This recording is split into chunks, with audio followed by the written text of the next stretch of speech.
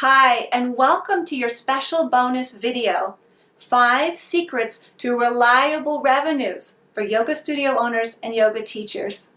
I'm Laura Cornell of DivineFeminineYoga.com, and this video is for you if you are ready to reach more students, to fill your classes, and to finally have those revenues that will help you relax in your own life so you can serve in the way you know you were meant to.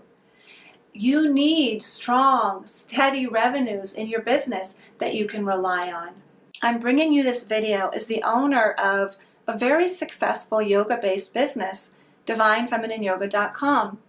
But in case you didn't know, it wasn't always like that for me. Just a few years ago, I had started another company that I also loved, but I didn't know how to provide revenues for it. I had never studied business, and I was completely unconscious about money.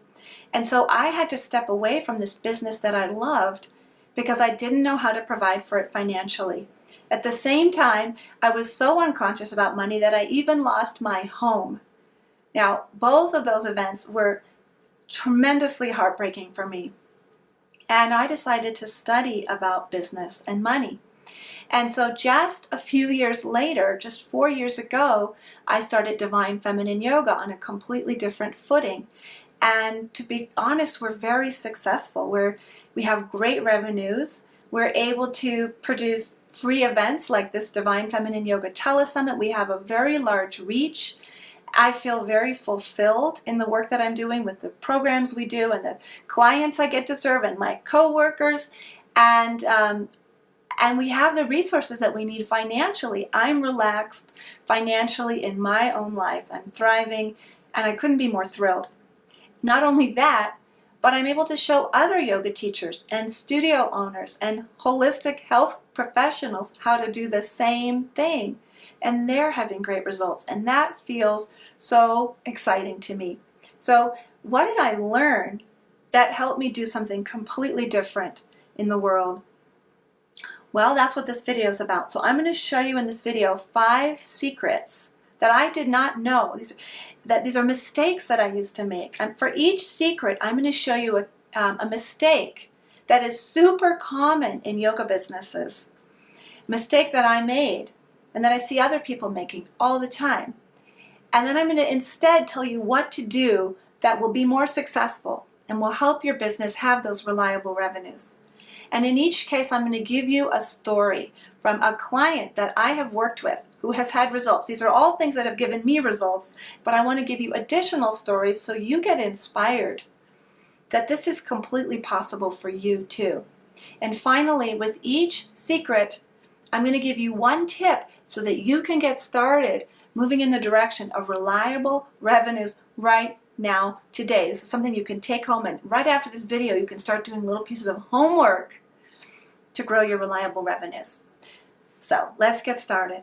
So the first mistake is trying to serve everybody. Right? They told us in yoga teacher training that we could adapt the poses for anyone, no matter who they were. So we all try to market to everyone. This is what I was doing for years in my yoga classes, and it just doesn't work. When you market to everybody, it's kind of like marketing to nobody, because nobody wakes up and says, oh, that's me. Nobody gets really excited about what you're doing. It sounds boring, and you're not claiming your uniqueness. You're not claiming your brilliance. It's a big mistake that will cut your revenues significantly. So what do you do instead? What you do is you let your uniqueness shine. Be brilliant. Be authentic. Be you. If you're really meant to serve a small population, go for it. Some people are meant to serve everybody. That's rare. Most of us actually have a unique niche, a unique brand, and we just need to own it. When we do that, the world starts to relate. When you name and claim who you are born to serve, the world is going to go, yeah, that's right. They're going to see your authenticity and they're going to relate to it. So an example from one of our clients is Christy Fisher, who owns Finney Ridge Yoga Studio in Seattle. Wonderful yoga teacher and studio owner. And She'd recently told me that when she met me a couple years ago, they were right on the edge of closing. I did not know this if things hadn't turned around. But through working with us, she found the courage to name her specialty, which is actually adaptive and therapeutic yoga. And she took her entire studio. She'd been doing that, but not her studio. And she claimed that as the mission of her studio. She made some adjustments with the teachers, and they were able to make a much clearer public statement about this entire studio serving the adaptive and therapeutic community. Her revenues grew by $5,000, taking multiple steps in this direction over the course of a year. Grew $5,000 per month. And that was all take home for her. It was incredible.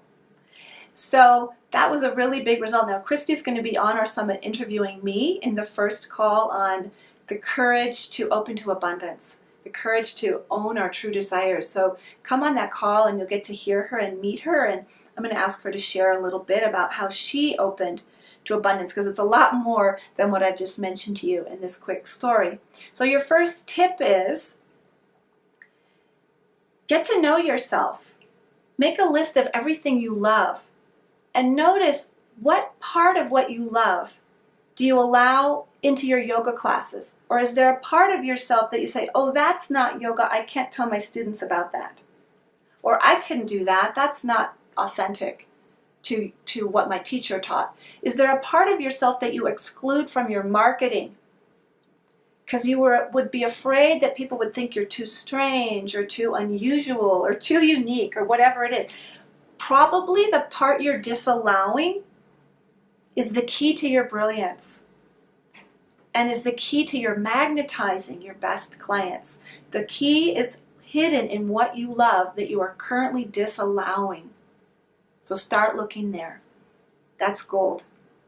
The second mistake is called flatlining. And what this means is not creating a deeper program, not creating a signature program that stretches your creative abilities and takes your best clients deeper with you.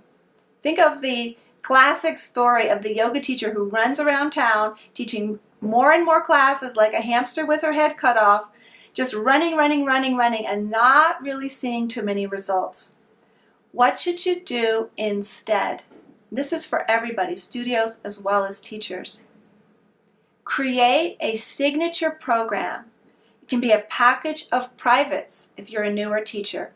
It can be a series of workshops, a series of retreats, a year-long intensive, a year-long training program. It could be your monthly unlimited program in a studio.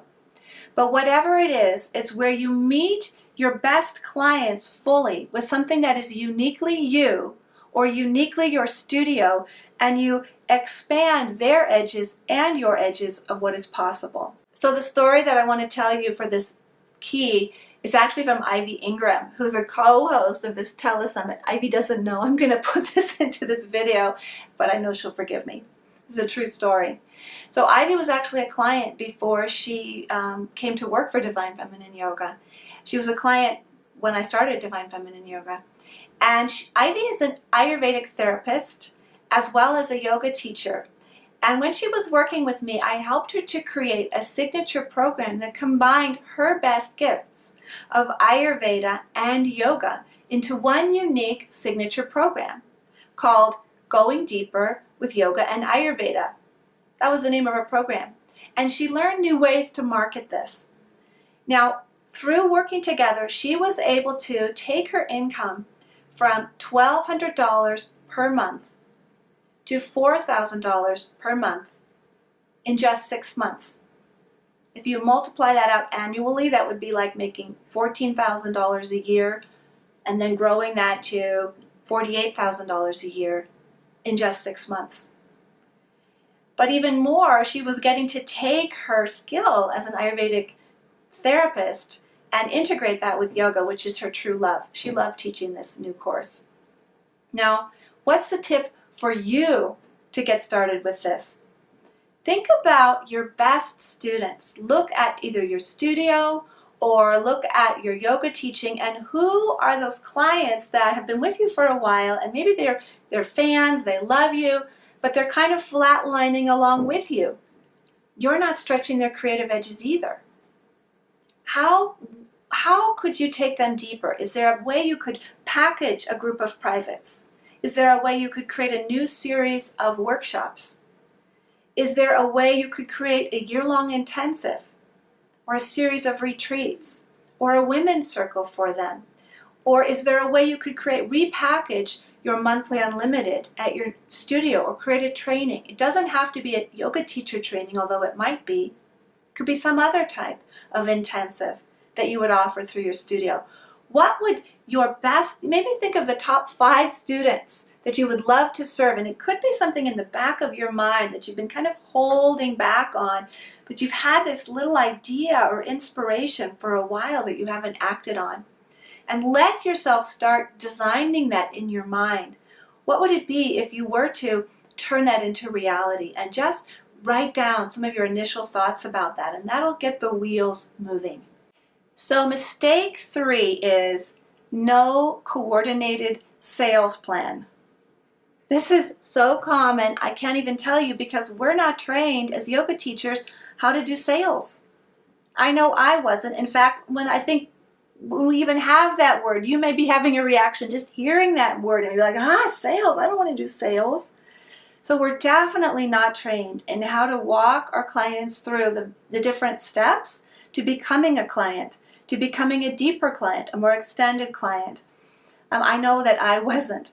So what do you do instead of not having a coordinated sales plan? Well, you find a coordinated sales plan. You step into a plan where you look at everything you're offering and you make links. You make like a bridge from one thing to the next. You make a map between your different courses and your different programs, so somebody can go from walking in the first day to your studio to 6 months later being in your monthly unlimited or being in your intensive training program, whatever that is. You create a plan to lovingly take care of them and show them the options that will walk them through what they need to grow and learn in your fold, in your tribe. So an example of a client who did this is Yanti Amos, who owns Earth Yoga in New York City, and she's also an amazing yoga teacher. And Yanti had a teacher training where she'd been enrolling 12, 13, up to 15 people per year, which is okay, but she really wanted to enroll more students. Well, we showed her how to have a conversation with the people who were thinking about joining her teacher training, a very powerful conversation that helped them on their own without her doing any convincing or any pushing or nothing manipulative, but just an authentic conversation to help them talk through the things they were thinking about and the questions they had. And she increased her sales. She almost doubled her sales for the next time that she did her teacher training. She was thrilled. She added $38,000 to her revenues she had 23 students the next time she did her teacher training after learning how to have this powerful conversation with people. So she's going to be talking on our telesummit. Check her out. I'm going to be interviewing her. I'm really excited about that. So how can you start to do this? It's actually not as hard as you think. Yes, there are sales trainings. We can show you some things, but just to get started today, what you can do is just start writing down all the different steps, all the different stages and classes that you have. Put down all the different offerings that a student could take with you, and then draw a map from one to the other. What are the arrows between them of how they progress through your classes? And if you don't have any arrows, then that's a light bulb. Oops, I need to make some connections. How could I link this to that? When is the opportunity that I could have an authentic conversation with somebody to invite them to the next program? When could I invite people onto the phone to talk with me about this? When could I invite them to an interview? When could I invite them to a discussion to make a decision if the next step is right for them? Just by putting it on paper, just by looking at the map, You're either going to see you need a signature program or that you need to draw those connecting lines, connect the dot, and your wheels will start to turn about where you could have those powerful conversations with your own students. So some of you might be getting excited about your next steps, and you might want to pause the video to just write out some ideas for your signature program or look at all the courses you have and how to connect the dots between your program. I understand. So in case you are going to pause the video for a moment to do that, I just want to tell you your 2 next steps after you do that. The first is scroll down under this video and please put a comment in here so I can get to know you. I'd love to hear what you're getting out of the video and or what are your biggest challenges when it comes to creating reliable revenues in your sacred business. And then second, if you're getting excited about this, go check out the SunPass, because here we're giving a few tips and some of you are going to want even more resources, and that's what the SunPass is all about. So mistake number 4 is boring marketing, or not trying anything new in your marketing, using boring language, or worse yet, not doing any marketing. This is super common. A lot of us just don't do enough. I know I certainly didn't. So what is the remedy to boring marketing or no marketing? The remedy is to play your edge. It's kind of like your yoga practice, right? You have those old standard poses that you know how to do, and it's really helpful to try a new pose or to take a pose that you know well and play the edge of it. Take it a little further, add a little challenge or a little flair, or go a little deeper, or work with a new teacher in a way that you can feel and ground into the pose in a new way. We always want to be on our creative edge, especially with our marketing. So a story from one of our clients is Jane Mines, who was also a client before she became a coach with Divine Feminine Yoga and is now co-host of this telesummit. So Jane used to be a psychotherapist, and she wanted to become a coach and reach students online through teleseminars, and she wanted to focus on menopause. Now, she was really excited about focusing on the menopause transition, but she was kind of terrified on the inside to try something new, but she really wanted to go for it. So we worked with her in creating her first teleseminar and creating really juicy, not boring at all words. We used words like, I can't even remember what they were. You'd have to ask Jane. But she had very powerful, juicy words that we helped her create, claiming her expert status as a menopause mentor. She successfully launched her first teleseminar and made $6,000 from the first set of clients who came in as a result of her first teleseminar. She was over the moon, thrilled, happy, ecstatic. So how can you get started with this? Well, it starts with what you love, and then it starts with listening to your ideal clients. Start to write down, take notes about the words that your ideal clients use to describe their pains. If you want to work with women in menopause, what are the exact phrases that women in that menopause, maybe the menopause transition, of perimenopause, what are the words they use? Write down those words and start to use those words, put those words into your marketing. Because the best marketing is when we join an authentic conversation that is already happening inside your client's head. And you just connect with what they're already saying to themselves. So they're like, wow, this person is speaking my language. This person really understands me. I vibe with them. And the way to start to create that is to start to listen to what your new clients say, a new client who walks into your studio, a new client who comes to your yoga therapy practice, or whatever you're doing. Write notes as soon as you can after you meet them about what they said. Keep a list, and you'll be able to use that as you create your marketing pieces. So mistake number 5 is not facing the money demons. This is so common in the yoga world, and I know that I was just swimming in this for decades. We have this common myth that money isn't spiritual, that a spiritual person can't earn money teaching yoga, that it's inauthentic. or unyogic. And that will just tank any conversation you're having with a client about your program. It'll tank your desire to ever reach out and do any outreach, let alone marketing, because you'll be afraid that people will think you're just 100% profit driven. We have to face the money demons, and what to do instead is you want to make friends with money. Money is the goddess Lakshmi. It's the give and take. It's the flow of sustenance, energy, and love through the cosmos. You're giving to your clients. They're giving back. It's a give and receive. Money is just another form of energy, and we need a way to make friends with money in order to be successful in your business or any enterprise in this material world, frankly. Just like we have to make friends with our physical body, we have to make friends with the exchange of money. So an example from one of my clients who did this is Krista Rippins, who had traveled leading yoga retreats around the United States, as well as owning her own yoga studio in California. And Krista later said to me that not earning enough money drains the life force out of you worse than hot flashes. So Krista was really steadfast in addressing her money demons. She just really went at it, and she began gradually to implement new empowered methods in her yoga studio and in her teaching and in her marketing and in her client enrollment as she cleared out these money demons. And within 6 months, she had doubled the income, not only of her studio, but also her personal take-home money.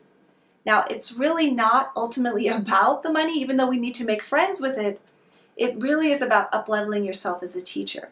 And what Krista said is that she felt so much more powerful as a teacher when she was able to make this shift, because she was no longer struggling or having this embarrassing secret struggle.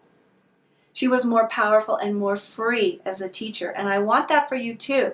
So here's the first step.